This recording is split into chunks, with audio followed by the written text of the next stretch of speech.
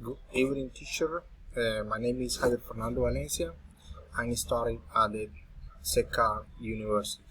So I passed the second semester, and today I'm going to speak about my research about the restaurant conversation. So I'm working alone because in this moment it's impossible for me to get to another person, teacher. So I'm going to speak about my conversation, and let's go.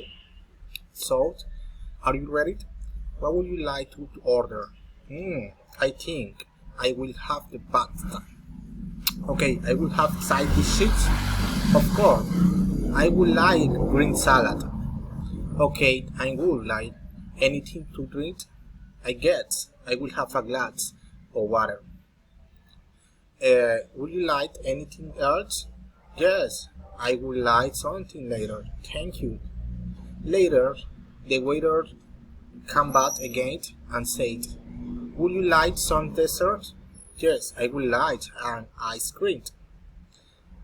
"What flavors would you like?" I will have strawberry." "Okay, I will bring it immediately." Okay, teacher, this is my little conversation about my restaurant conversations. So, it was a pleasure to stay here. Thank you. Bye bye. See you later.